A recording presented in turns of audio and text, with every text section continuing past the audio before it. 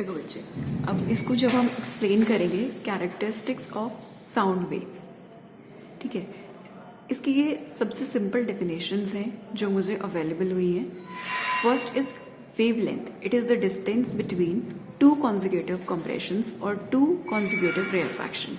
Wavelength की definition है मतलब दो कॉन्जिक्यूटिव, एक के बाद एक जो कंप्रेशन है या दो रेयरफैक्शन है, उनके बीच में कितना डिस्टेंस रहेगा.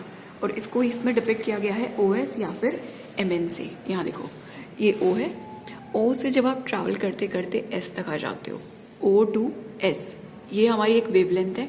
या फिर M पॉइंट से N तक आ जाते हो, that is another way to measure wavelength. दोनों को ही आप वेवलेंथ बोलोगे. यहाँ से O to S आना भी वेवलेंथ है और M to N आना भी एक वेवलेंथ है.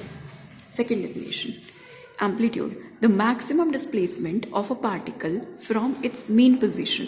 यहाँ किससे दिखाया गया? PM से. यहाँ देखो, PM से P, ये मेरी एक मेन पोजीशन है.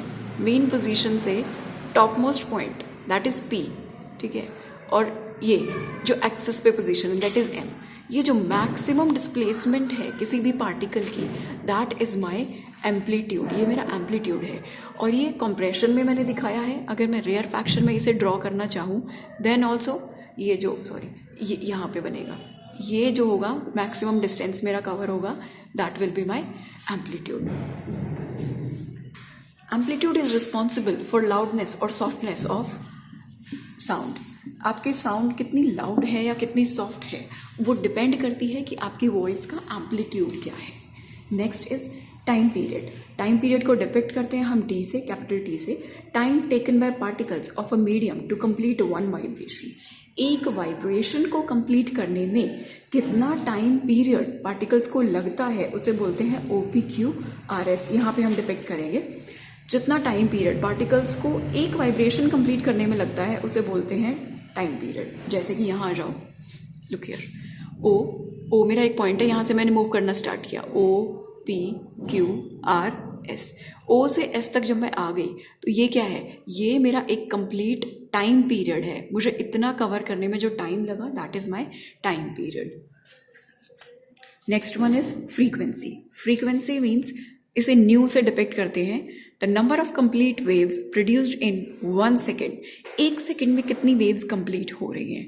एक सेकेंड में कितनी वेव्स कंप्लीट हो रही हैं? वेव कंप्लीट होने का मतलब होता है this is my one wave. तो ऐसी कितनी वेव्स पर सेकेंड हम कंप्लीट कर रहे हैं उसे बोलते हैं फ्रीक्वेंसी. इसकी SI यूनिट हर्ट्ज है और वेवलेंथ की SI यूनिट मीटर होती है, ठीक है. और ये इसका डायग्राम है दैट यू कैन कॉपी. उसके बाद नेक्स्ट पॉइंट आता है कि हमने एक फॉर्मूला हमेशा पढ़ा है, speed is equals to distance upon time, ठीक है. अगर मैं वेव स्पीड कैलकुलेट करना चाहूँ, wave speed is equals to distance travelled by wave upon में टाइम टेकन.